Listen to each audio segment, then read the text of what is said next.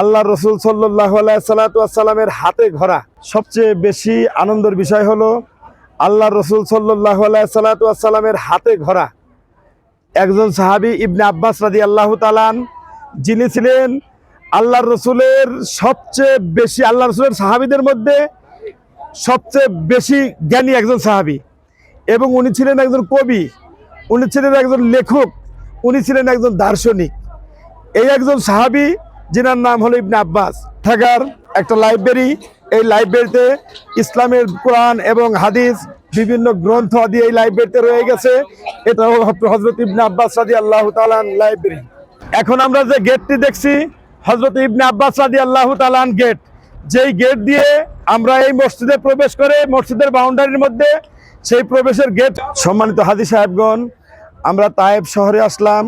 তায়েব শহরে এসে সবচেয়ে বেশি আনন্দের বিষয় হলো আল্লাহ রসুল সাল্লাল্লাহু আলাইহি সাল্লামের হাতে ঘোরা একজন সাহাবী ইবনে আব্বাস রাদিয়াল্লাহু তাআলা আনহু, যিনি ছিলেন আল্লাহ রসুলের সবচেয়ে বেশি, আল্লাহ রসুলের সাহাবীদের মধ্যে সবচেয়ে বেশি জ্ঞানী একজন সাহাবী, এবং উনি ছিলেন একজন কবি, উনি ছিলেন একজন লেখক, উনি ছিলেন একজন দার্শনিক। এই একজন সাহাবী যিনার নাম হলো ইবনে আব্বাস। ইবনে আব্বাস রাদিয়াল্লাহু তাআলা আনহু, আজকে ওনার রওজাটা আমাদের এই মসজিদের পাশেই, আমরা সেখানেও যাব। এখন যে মসজিদটি দেখতেছি এই মসজিদটার নাম হচ্ছে ইবনে আব্বাস রাদিয়াল্লাহু তাআলা আনহু মসজিদ। ইবনে আব্বাস রাদিয়াল্লাহু তাআলা আনহু মসজিদ। আমরা ইবনে আব্বাস রাদিয়াল্লাহু তাআলা আনহু মসজিদ দেখলাম। আসুন আমরা আব্বাস রাদিয়াল্লাহু তাআলা আনহুর রওজা মোবারক দেখি, তার ওই মক্তব ইবনে আব্বাস মক্তব দেখাবো। এখন আমরা দেখছি ইবনে আব্বাস রাদিয়াল্লাহু তাআলা আনহুর যেই গেট দিয়ে মহিলারা নামাজ পড়ে, ঠিক আমরা সেটাও দেখতে পাচ্ছি। এরপরে হলো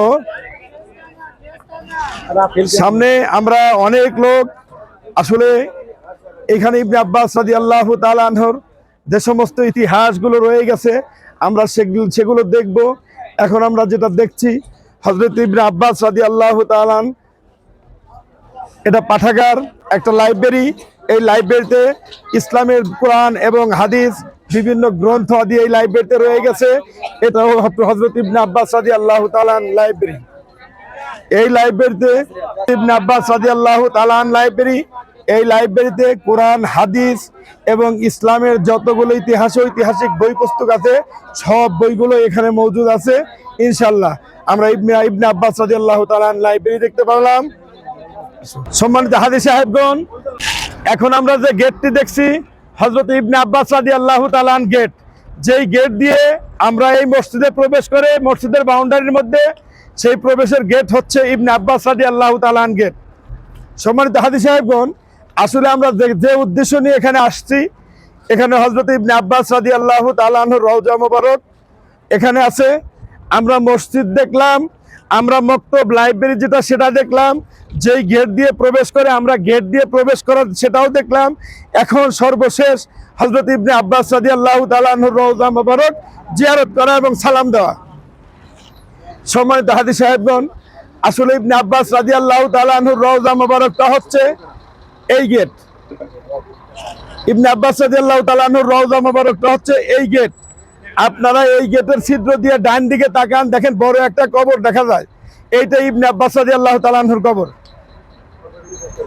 একজন হাতের ডান দিকে সামনের দিকে, একটা হাতের ডাইনের সামনের দিকে দেখেন একটা কবর দেখা যায়, এইটাই ইবনে আব্বাস রাদিয়াল্লাহু তাআলা আনহুর কবর।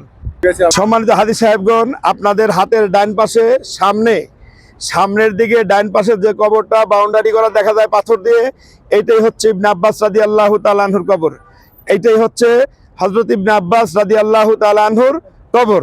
আমরা ওনার কবরকে জিয়ারতের উদ্দেশ্যে আমরা সকলেই হযরত ইবনে আব্বাস রাদিয়াল্লাহু তাআলা আনহুর কবর সালাম দিই। সকলে আমার সাথে পড়েন, আসসালাতু আসসালামু আলাইকা ইয়া আসহাবে নবী ইবনে আব্বাস রাদিয়াল্লাহু তাআলা আনহু, মুমিনিন ওয়াল মুমিনাত, মুসলিমিন ওয়াল মুসলিমাত। আল্লাহ তাআলা সাহাবায়ে আজমাইন এবং নবী আলাইহিস সালাতু ওয়াস সালামের পরিবার পরিজনদের যিনারা এই রওজা মোবারকে শুয়ে আছেন, আল্লাহ তাআলা সবাইকে জান্নাত নসিব করুক, জান্নাতে উচ্চ মাকাম দান করুক। আমরা সকলে বলি আমিন। ওয়া মা তাওফিক ইল্লা বিল্লাহ। আসসালামু আলাইকুম ওয়া রাহমাতুল্লাহ।